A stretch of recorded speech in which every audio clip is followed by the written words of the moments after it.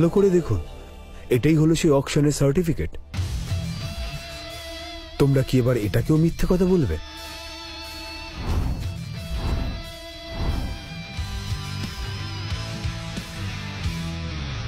কোথায় দেখাও, আমিও একটু দেখি।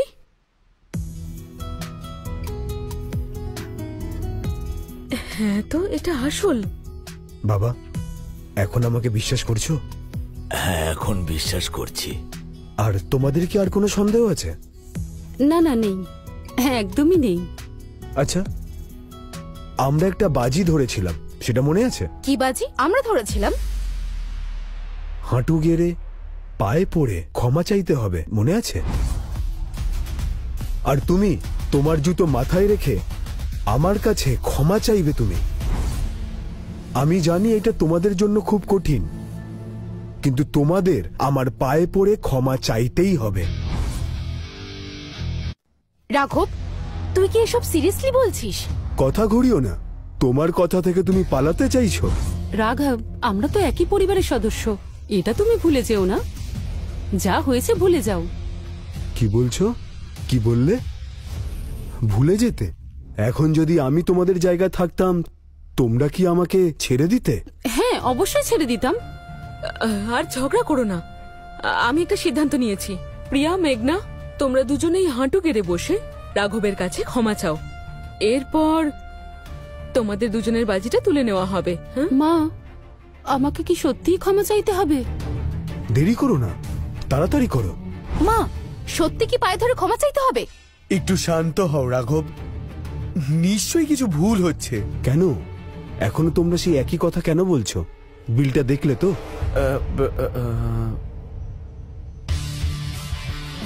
এই নাও, ভালো করে দেখো। এতে ঘাবড়ানোর কিছু হয়নি। ওই বিলটা দেখেছো? তাতে কার নাম লেখা ছিল লক্ষ্য করো, জানতে পারবে। তাতে তো রয়্যাল গ্রুপসের নাম লেখা আছে। ঠিক বলেছো, এই দেশেই ওরা একটা বড় ফাইন্যান্সিয়াল কোম্পানি। ওরা আন্তর্জাতিক মানের বড় লোক, ওরাই এতে ইনভলভড। তুমি তো বললে এটা নাকি রেভান্ত কিনেছে, কিন্তু এতে তো রয়্যালস গ্রুপের নাম লেখা আছে। কেন রেভান্তের নাম নেই? কারণ এই কোম্পানির মালিক আমি। আর নয় রাঘব, তোমার মিথ্যাচারিতা সীমা ছাড়িয়ে যাচ্ছে। আমি সত্যি বলছি। এই সার্টিফিকেটে সইটাও রয়্যাল গ্রুপের, রেভান্তের তো নয়। না, রেভান্ত এই কোম্পানির অ্যাসিস্ট্যান্ট। মিথ্যের পর মিথ্যে বলো না রাঘব। আর তুই আমাদের বোকা বানাচ্ছিস। কি ভাবছো বাবা মা কিছুই জানে না?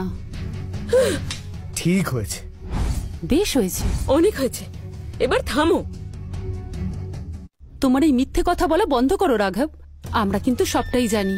রয়্যাল গ্রুপের সিইও প্রকাশ্যে আসেন না। তুমি এ সুযোগ নেওয়ার চেষ্টা করো না। এসব ঘটনার পর তুই বাইরে কিভাবে মুখ দেখাবি? আর আমরাও তো তোমার মতো এরকম নির্লজ্জ নই। তোমাদের কাছে হয়তো রয়্যাল গ্রুপের সিইও একজন বড় মানুষ হতে পারে, কিন্তু ও আমার ছেলে। রাঘব, অনেক হয়েছে, এবার থামো। বাবা, আমার কথাটা শোনো। দেখো রাঘব, তোমার ছেলে তোমাকে ভালো করে ট্রেনিং দিতে পারেনি, তাই ভালো করে অভিনয়টা করতে পারছিস না। রাঘব, তুই আরো 2-3 দিন ভালো করে ট্রেনিং নিয়ে আসতে পারতিস। যথেষ্ট হয়েছে, থামো এবার। ছাড়ো স্নেহা, আজ তোমার স্বামীর জন্মদিন, সেলিব্রেট করো সবাই। সবাই মিলে খাওয়া দাওয়া করো, আনন্দ করো। সবাই চলো চলো।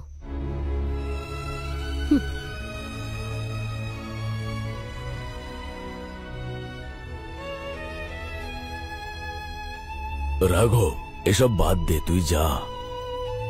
বাবা, তুমি তো দেখলেই ওরা দুজন তখন থেকেই ঝামেলা করছে।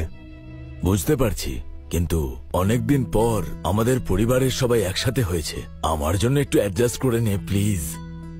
আমি চেষ্টা করছি বাবা, দেখি কতটা করা যায়। এখন খেতে যা। তুমি যাও বাবা, আমি আসছি। যাও।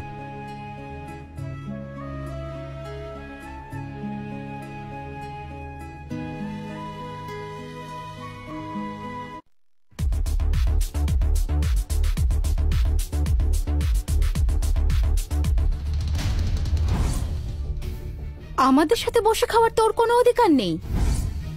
ওখানে যা পড়ে আছে তাই গিয়ে খা, যা। কি বললে তুমি? এখান থেকে আগে চলে যাও তুমি।